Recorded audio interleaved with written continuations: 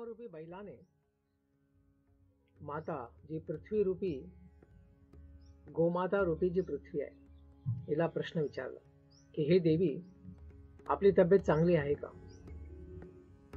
तर पृथ्वीची तब्येत चांगली राहिली असती तर तिथे पृथ्वीला एवढं दुःख चेहऱ्यावरती दिसलं नसतं.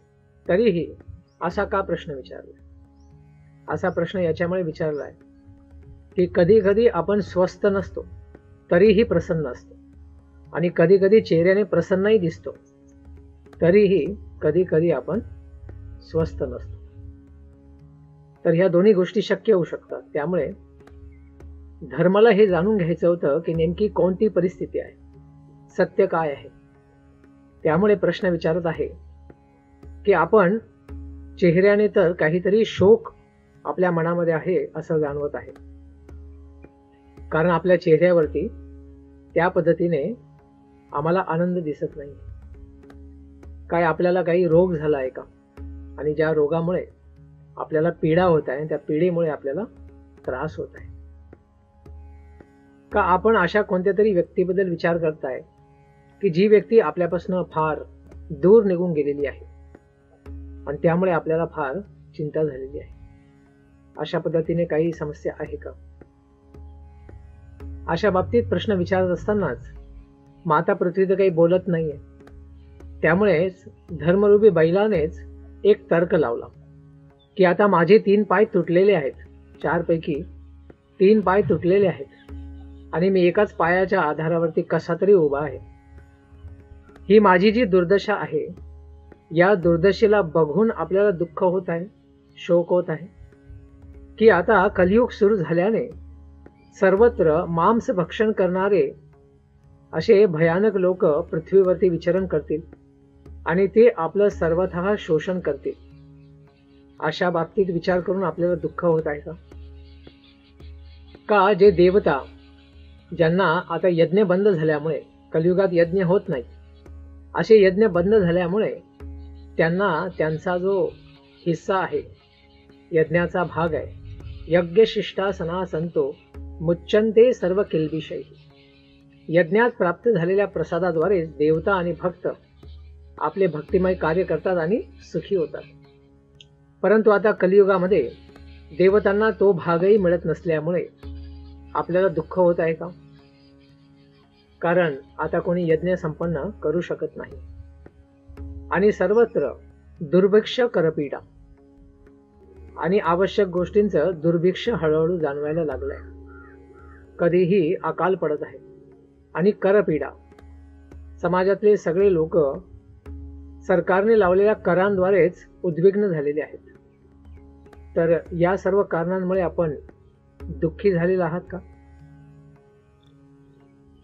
जे या जगतामध्ये 4 नियम पालन केले पाहिजे मनुष्याने, अन्यथा त्याला मनुष्य म्हणता येणार नाही, असे हे 4 नियम आता कलियुगात पालन केले जाणार नाही.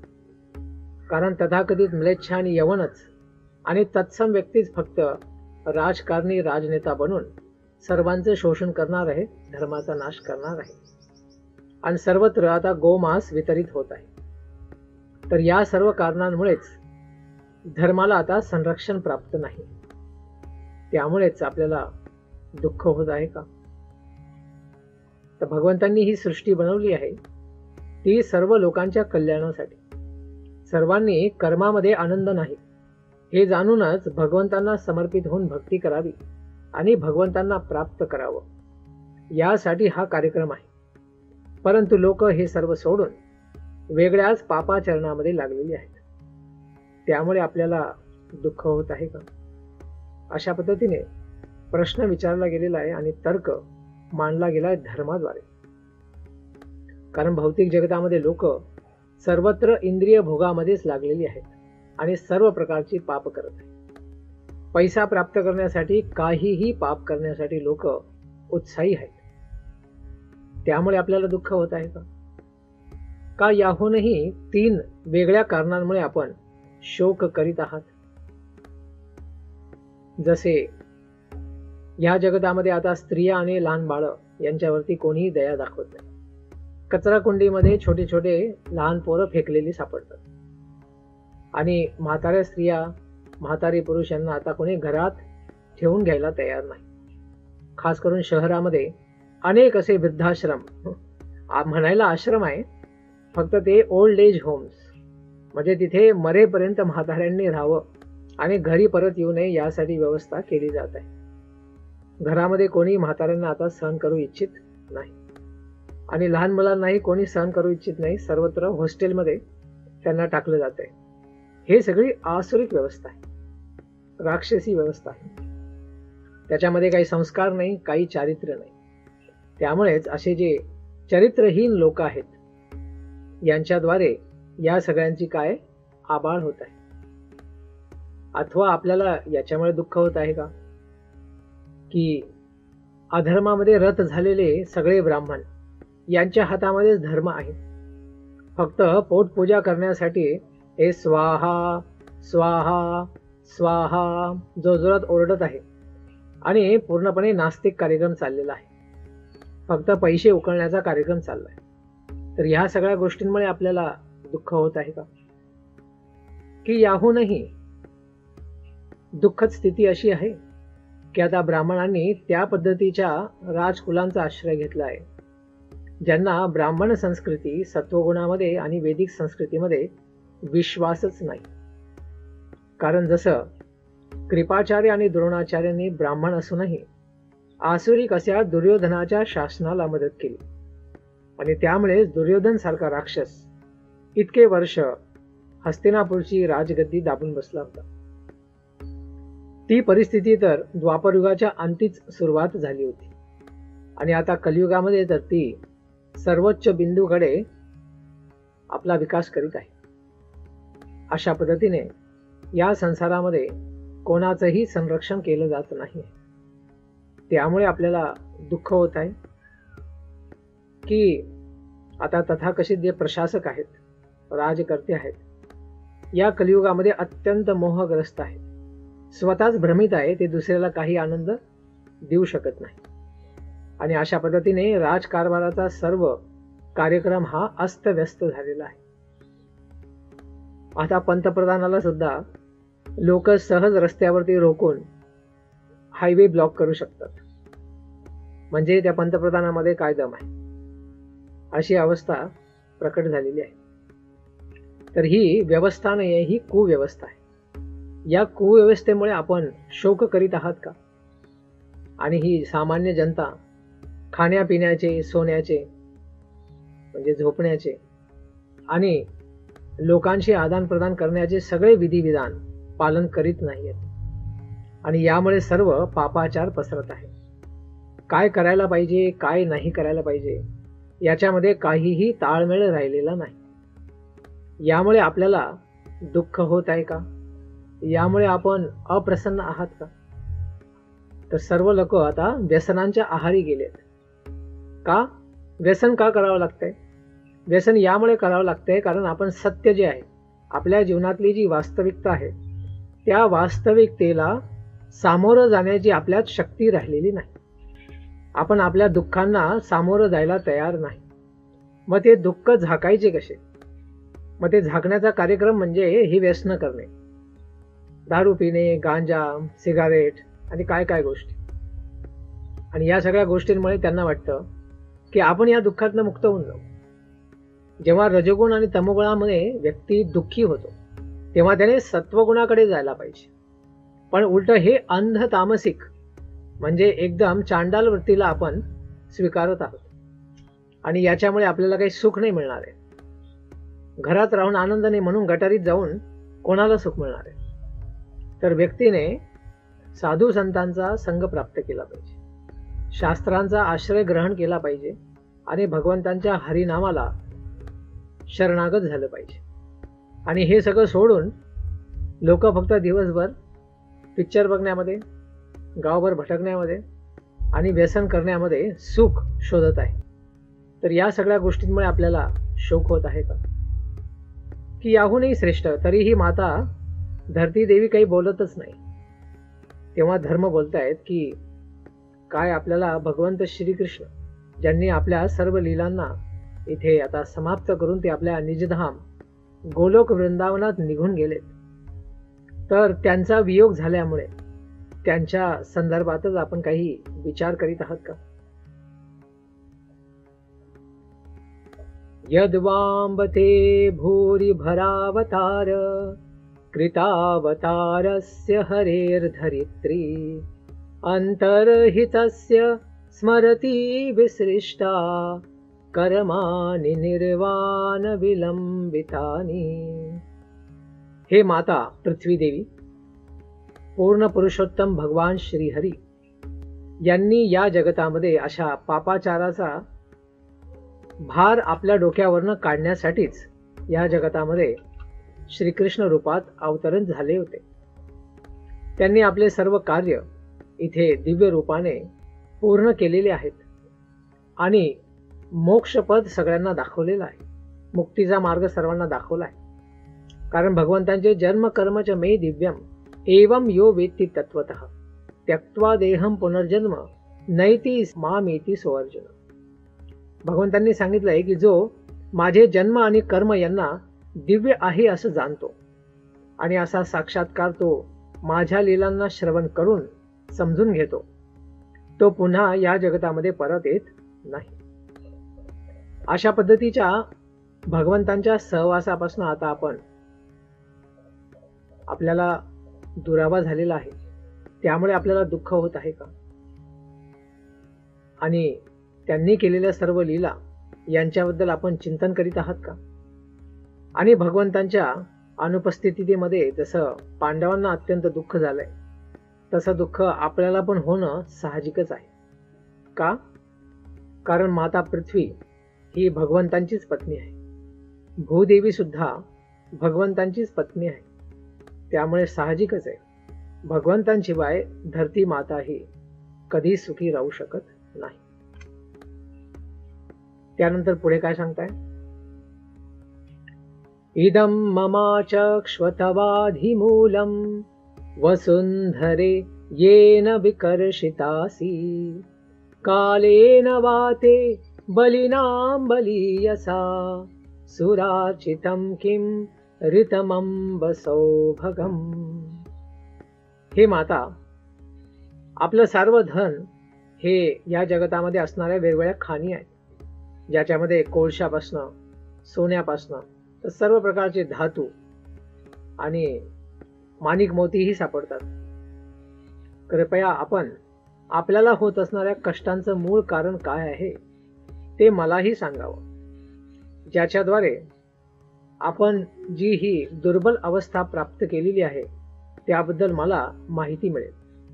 आणि मी विचार करतो की अत्यंत बलवान व्यक्ती जरी असला या जगतामध्ये, तरीही त्या व्यक्तीला सुद्धा पूर्णपणे जिंकणारा काळ हा देवतांनी वंदनीय असणाऱ्या अशा सौभाग्याच्या प्रती, माता लक्ष्मीने दिलेल्या आशीर्वादाच्या प्रती सुद्धा तो काय करतो? काळ सर्व सौभाग्य हरवून घेतो। त्यामुळे म्हटलेलं आहे काल हा बली असतो, म्हणजे अत्यंत बलवान आहे। काळाच्या पुढे सगळ्यांना माथा हा टेकावाच लागतो। त्यामुळेच आपण कालही बघितलंय, आयुष्यम क्षणमपि न लभ्यते स्वर्ण कोटिभिः। जेव्हा मृत्यूचा वेळ येतो तेव्हा आपण एक क्षणही कोणाकडनंही उधार घेऊ शकत नाही। आपलं जीवन आपण एक सेकंदासाठी सुद्धा वाढवून घेऊ शकत नाही। त्यामुळे काळ ही शक्ती अत्यंत भयानक आणि शक्तिशाली आहे।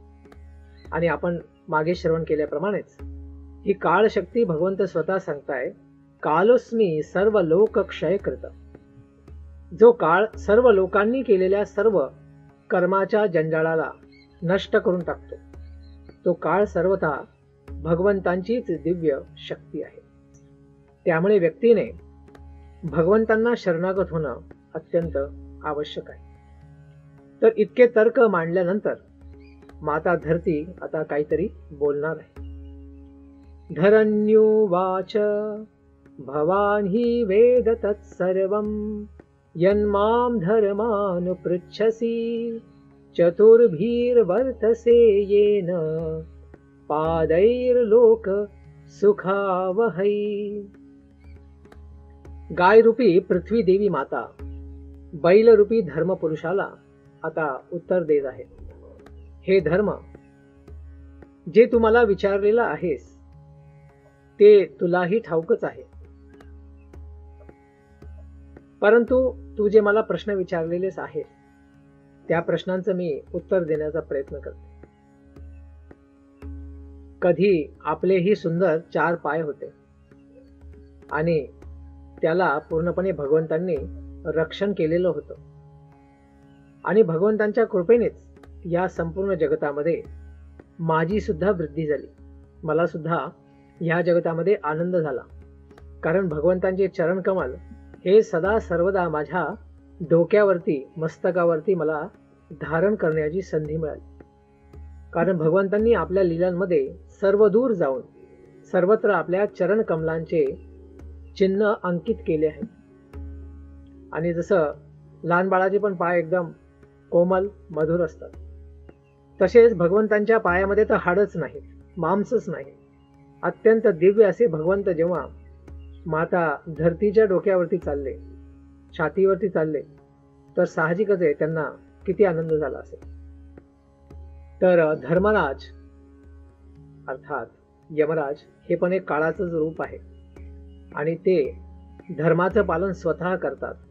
आणि त्यांचाच पुत्र धर्मराज युधिष्ठिर यानेही धर्माचं पालन केलं. आता युधिष्ठिरही निघून जात आहे. युधिष्ठिरही गेले, तर आता धर्म कुठे आहे? धर्म हा कम शरणम गतः. आता धर्माने कोणाची शरण घेतली कलियुगामध्ये? कारण सतयुगामध्ये व्यक्ती भगवंतांची प्राप्ती करू शकत होता ध्यान धारणेद्वारे, कारण तेव्हा सहज व्यक्ती 1,00,000 वर्ष जगत असे. परंतु त्रेतायुगामध्ये हेच आयुष्य किती झालं? फक्त 10,000 वर्ष जास्तीत जास्त. यामध्ये दिव्य यज्ञांच्या द्वारे भगवंतांना प्रसन्न केलं जायचं. आणि द्वापर युगामध्ये हेच आयुष्य आता 1000 वर्षावरती आलं होतं, आणि तेव्हा मंदिरांमध्ये दिव्य अर्चा विग्रहांची पूजा करून भगवंतांना प्रसन्न केलं जायचं. आणि कलियुगामध्ये फक्त एकमात्र मार्ग आहे, कलौ तद हरी कीर्तनात. भगवंतांच्या दिव्य नामाच्या जपाने आणि कीर्तनानेच व्यक्ती भगवंतांना प्राप्त करू शकतो.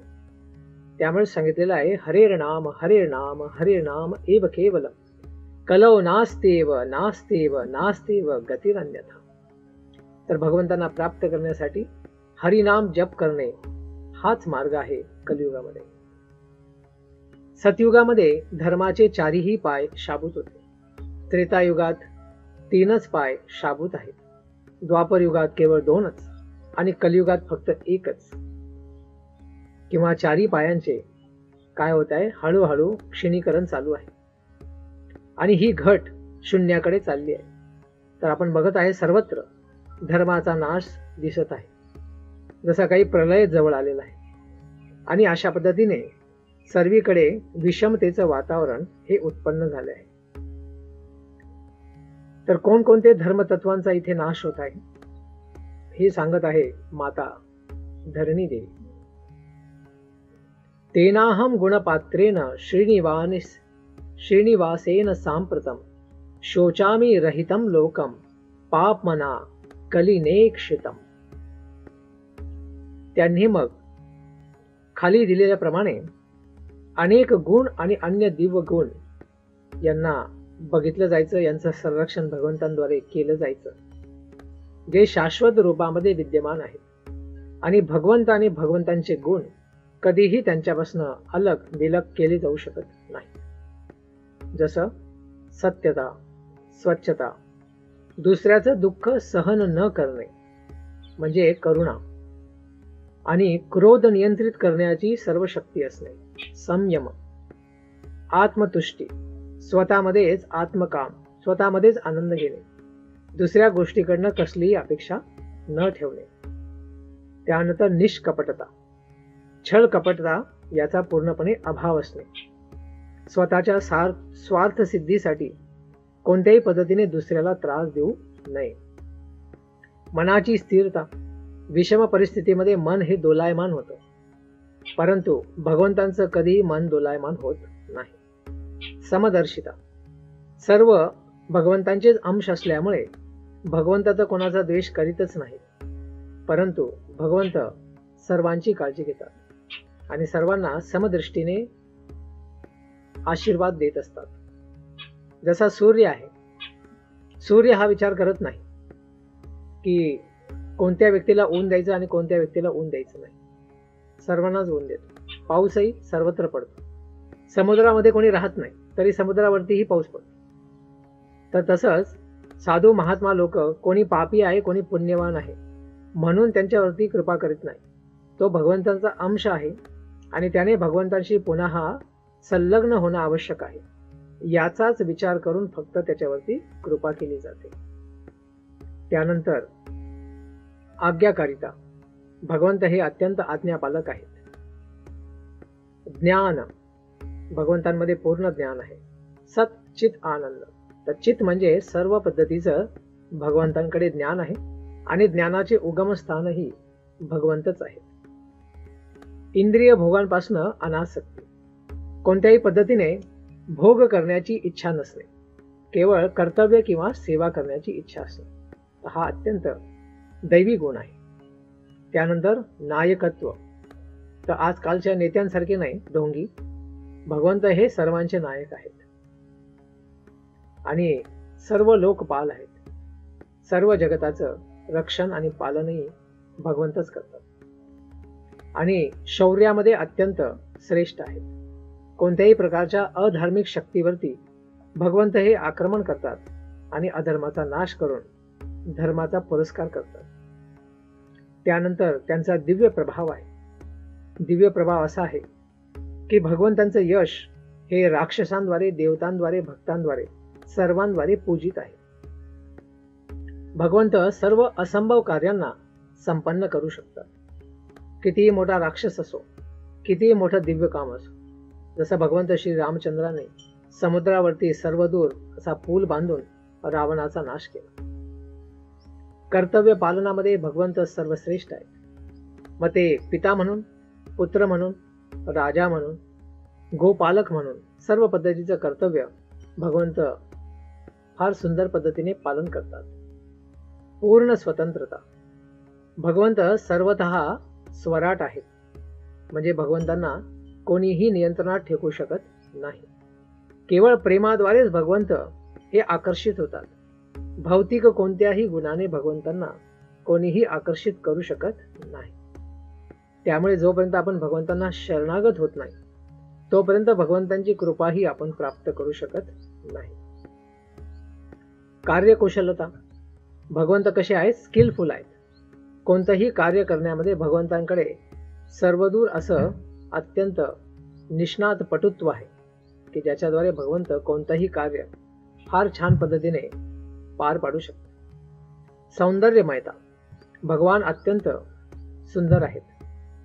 यांच्या सुंदरतेचं वर्णन आपण 3ऱ्या आणि 10व्या स्कंदामध्ये श्रवण करणार आहोत. धैर्य.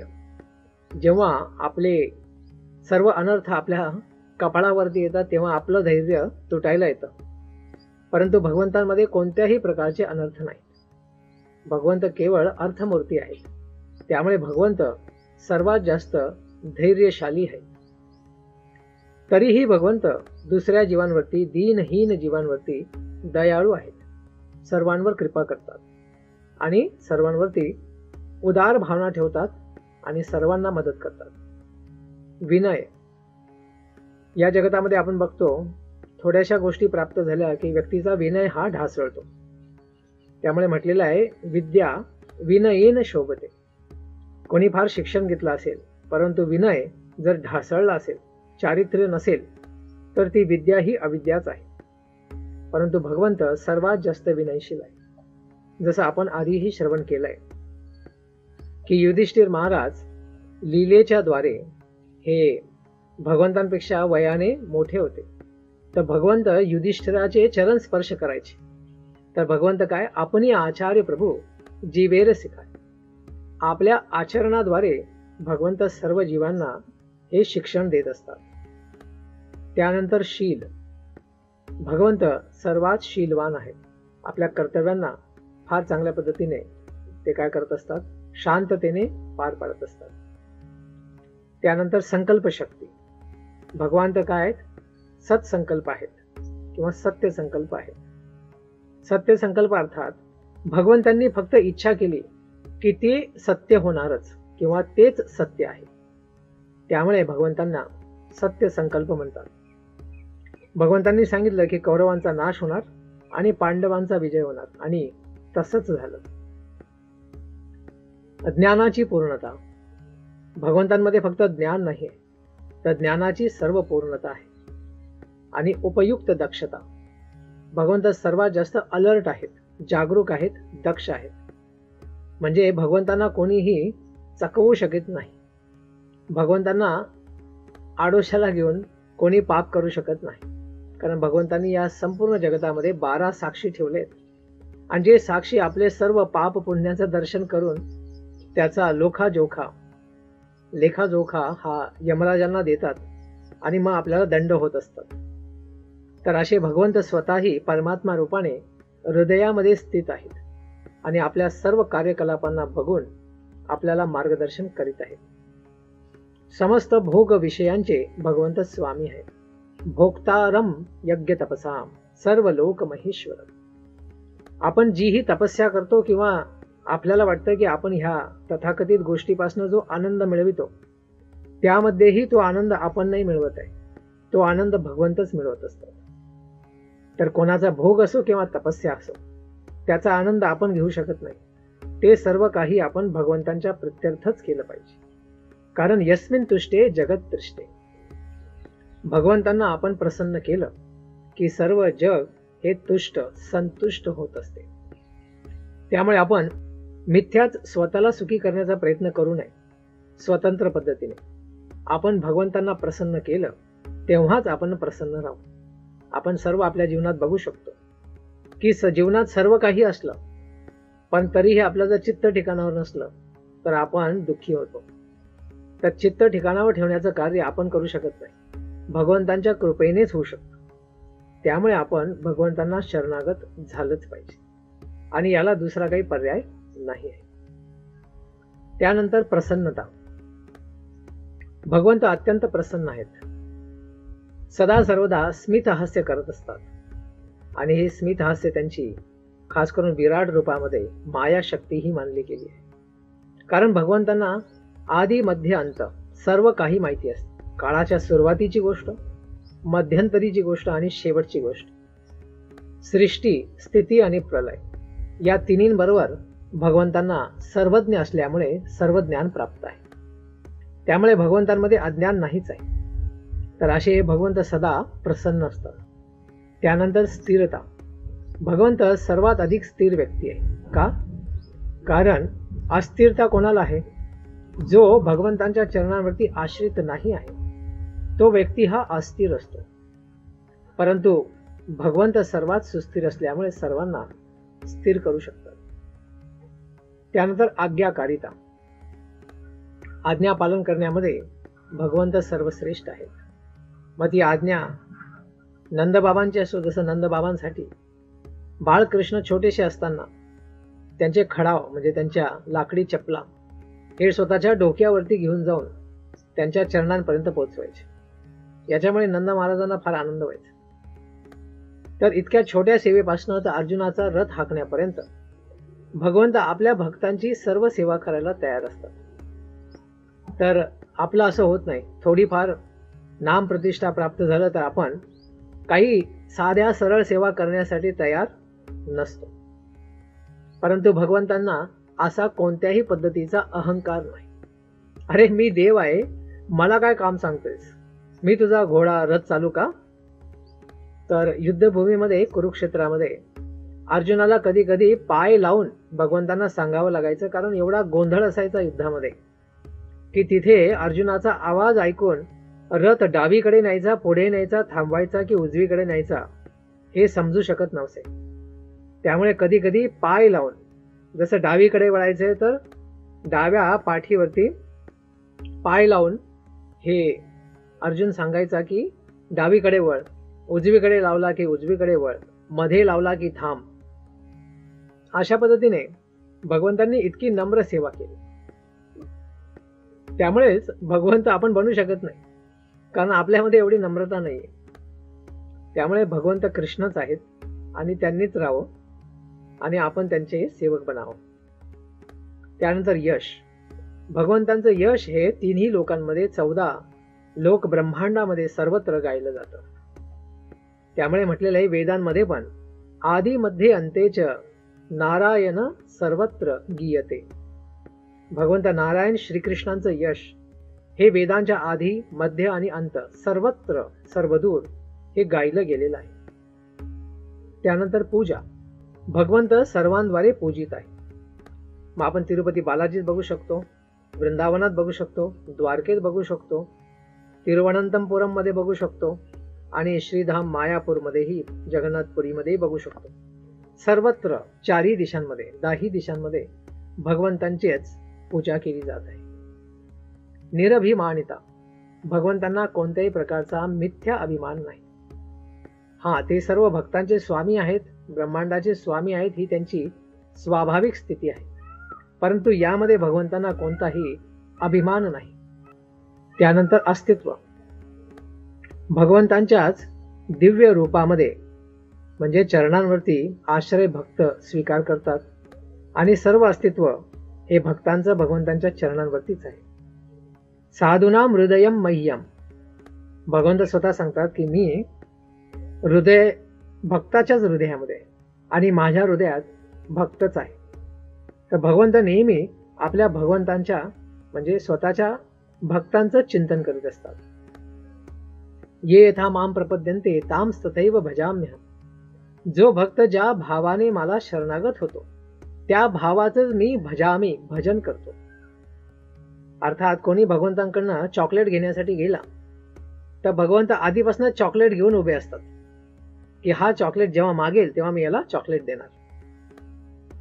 तर साधारण आई वडील कसे असतात, मागितल्यानंतर मग बाजारातनं ती गोष्ट आणणार आणि मग बाळाला देणार. परंतु भगवंतांना कुठे मार्केटमध्ये जावं लागत नाही. भगवंतांना आपण इच्छा केली की तेव्हाच भगवंत ती गोष्ट हातामध्ये घेऊन उभे असतात की हा बाळ जेव्हा मागेल तेव्हा मी याला देऊन टाकेन. तर हे भगवंत श्रीकृष्ण सर्वांचे काय आहेत, माता आहे. त्वमेव माताश्च पिता त्वमेव त्वमेव बंधुश्च सखा त्वमेव त्वमेव विद्या द्रविणम त्वमेव त्वमेव देवम मम सर्व देव देव. तर भगवंत हे काय आपले माता पिता, गुरु आहेत, सखा आहेत, बंधू आहेत, सर्व काही. त्यानंतर शाश्वतता. सत चित आनंद मध्ये जे सत आहे म्हणजे भगवंतांचं सनातन अस्तित्व आहे.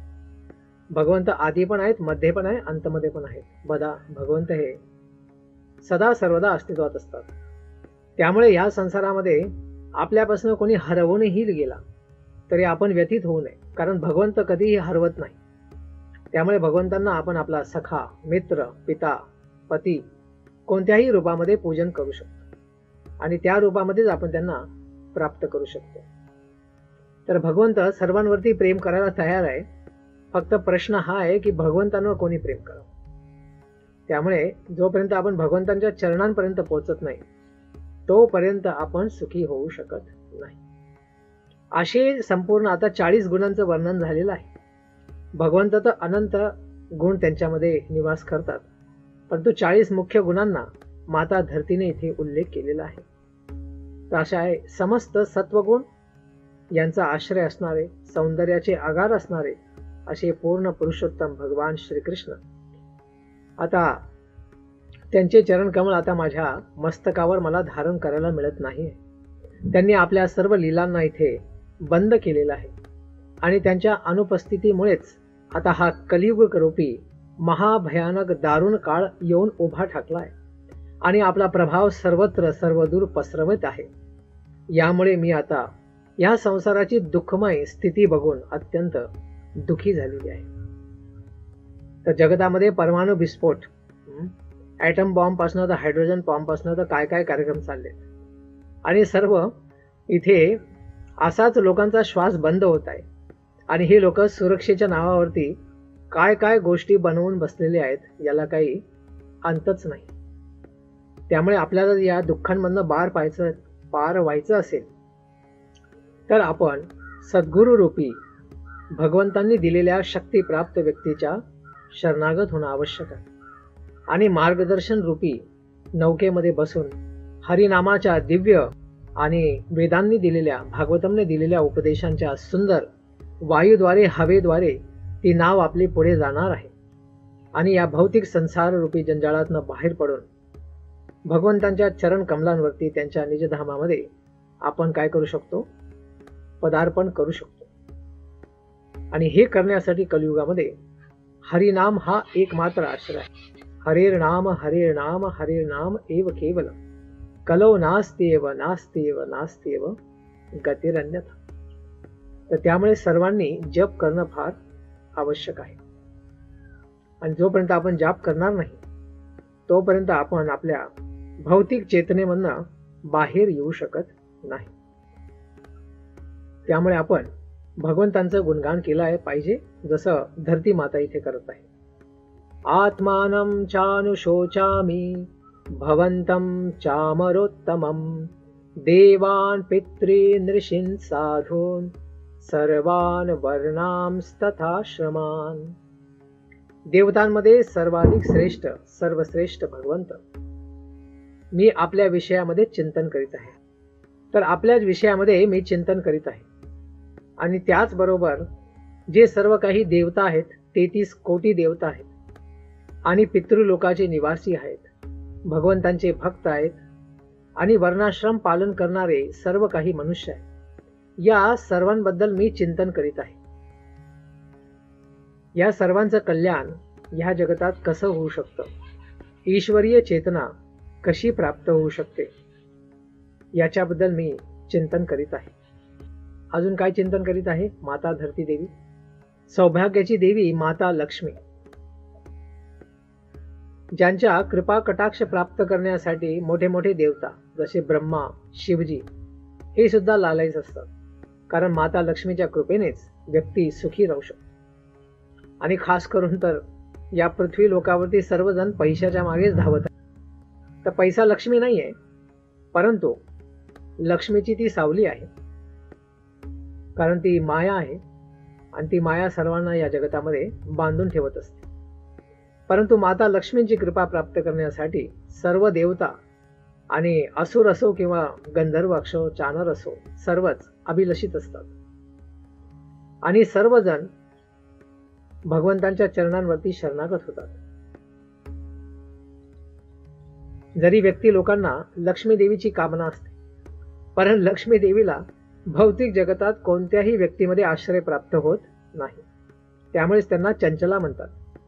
कारण माता लक्ष्मी केवळ भगवंतांच्या चरण कमलांवरती शरणागत होतात आणि सुखी होतात. संसारातल्या कोणत्याही व्यक्तीकडे त्यांना आकर्षण नाही.